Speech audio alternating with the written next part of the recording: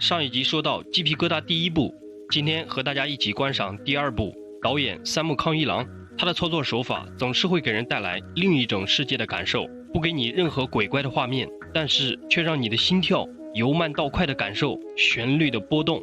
第一话，甜蜜的诱惑是死亡的邀请。阿伟新搬了一个住所，整理了一天，疲惫的准备睡下。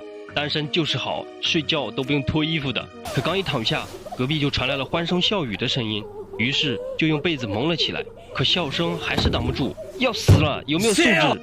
果然，隔壁的声音立刻刹住了车。但到了深夜，隔壁又传来了床板晃动的声音，难道是在……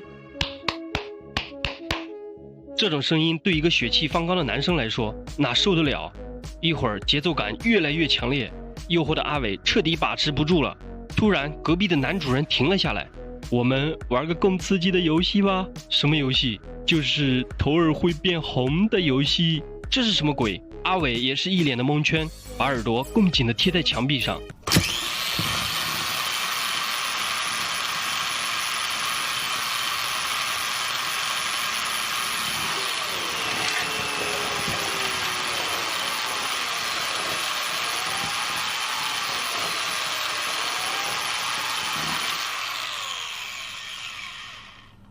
我操，这就是头儿会变红的游戏！阿伟瞬间由高昂的激荡摔落到崖底的深潭，隔壁还冷冷地说道：“哎，偏了，头儿没有变红。”心惊肉跳的阿伟一脸惨白，侧过身一看，哇塞，墙壁上怎么有这么多的孔？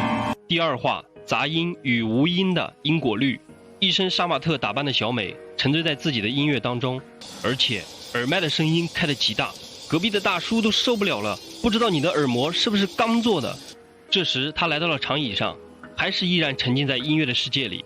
突然，后面的一位大神惊声的呼喊，周围的行人也都连忙的逃窜，旁边好像发生了什么恐怖的画面，但他还是纹丝不动的沉浸在自己的世界里。后面一脸的大叔呼喊他，他怎么可能听得见？不一会儿，人都已经跑完了。这时他才意识到，周围怎么这么安静，长廊里怎么一个人都没有了？可当他回过头来的时候，惊呆了。一个发疯的狂魔站到了跟前，微笑的下一秒挥起了屠刀。唉，悲剧了吧？第三话，被伪装起来的杀意的去向。中村在家里忙着做晚饭，新闻里播出一段惊悚的消息，一位女大学生在公寓内被杀害，而且凶手在逃，很有可能藏在自己的小区周边。警方认为凶手只针对独居的女性。有人目击凶手戴着眼镜和棒球帽，身高在1.6米左右。话音刚落，门铃声突然响起，穿过锁孔望去，一个戴着眼镜的男人声称是消防检查。中村没加思索，看了手中的单子，就让男人进了门，猥琐的眼神四处打量。意外的是，他在这时戴上了棒球帽，身高正在1.6米左右。莫非他就是电视说的在逃犯？但是中村好像并不在意这些意外的举动。突然，这个男人表露出猥琐的言语：“你这么美，又是独住，不怕最近的杀人狂魔吗？”正当小美诧异的时候，男人来到了她的身后：“卫生间可不可以借我用一下？”趁着男人上厕所的空档，他拿出电击器。随后，男人又要求去浴室里检查。突然，惶恐的声音从浴室里传来，中村畏畏缩缩地前去查看，男人露出凶狠的目光，中村随即将他电晕在地。此时的他几乎被吓破了胆，未曾想电视里播出杀人在逃的凶犯最新消息，犯人是一个25至30岁之间的女性，特征是黑色长发，1.6米的身高，戴着黑色眼镜和棒球帽。原来检察员发现浴室内作案穿戴的证据，才发出惊恐的声音，中村才是那个作案在逃的连环凶犯。你真是个戏精啊你！害怕演得那么逼真。第四话，关于概念的误解与真相。吹田走在下班回家的路上，幽暗的路灯下面只有他一个人。忽然耳边传来沙沙作响的声音，于是他加快了脚步，沙沙的声音却始终没有离去。走到家门口，沙沙的声音又一次传来，可四下张望，哪有什么人啊？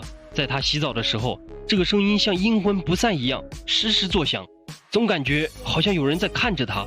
在他躺下准备睡觉的时候，发现声音好像又从衣柜里传来，壮起胆来打开一看，啥也没有。当他睡到半夜的时候，莎莎的声音越来越近，原来是一只虫子从她耳朵里爬了出来。瘆人的是，又爬了回去。第二天一早，一如往日的徒步去上班。可是莎莎的声音……第5话，贪婪的爱情带来的战栗。深夜里，金叔住进了奥林匹克酒店。寂寞无聊的他翻阅起网站里的特殊工作者，于是他拨通了电话，勉为其难地叫了一位。没多会儿，门铃声响起。咦，我叫的明明是一位身材火辣的萝莉，怎么来了一位大婶？换！女人失落地给上司打电话。金叔没等他回头，就立刻关上了门。10几分钟后，门铃声再次响起。Hello， 我是新来的小童。啊，你在逗我吗？你明明是刚刚的萝莉大婶。赶紧给我换！生气的金叔给老板打去了投诉电话。电话那头的老板连声道歉，并表示马上再换一位过来。又过了一会儿，敲门声传来。Hello， 我是你找的秀儿。秀儿，这是在耍我吗？什么意思？谁成想，这时萝莉大婶拿着一把刀走到了金叔的身后。之前换人的2个姐妹看来已经惨遭不幸。嗨，我是爱你的萝莉。第6话，脱离常识的残酷结局。大壮看起来是一个成功人士，早高峰上班的时候，在人行道的路口等待绿灯。这时一位大叔在盯着他打电话。挂断电话后，大壮发现，小样，看我干嘛？于是2人并肩齐步的行走。你跟着我干嘛？我假装观望一下，看你是不是故意的。呀，你也停下来，还回头冲我笑，我先超过你。这下被我甩在身后了吧？接着大壮来到下一个路口，大叔不知不觉又跟了上来。2人就这样谁也不服谁，开启竞走模式。怎么样，体力不支了吧？我就不信我跑不过你。当他们跑到一个路口时，大叔一步一回头，没注意前面，被一辆卡车撞得人仰马翻，倒地不起。唉，有路怒症的伙伴们，千万不要置气，不然后悔药都吃不下了。第7话，主线故事，不瞑目的偷窥者。美月在一天晚上准备休息的时候，正让他去拉窗帘，谁成想无意中发现怎么有个人在偷窥。惊魂不定的她有些不知所措，于是便给闺蜜打电话诉说此事。第2天的晚上，她觉得可能昨晚看错了吧，确认一下，谁知道那个人还在窥视着自己。一个无助的女孩遇到这种事情，蹲在角落里无从下手。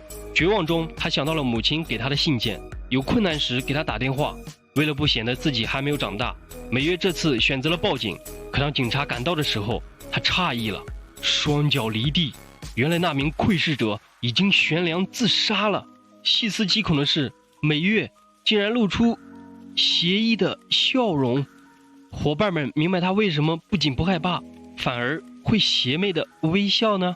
好了，鸡皮疙瘩第2部就到这里了，我是小邪。下一期鸡皮疙瘩第3部更精彩更刺激，我们下期再见。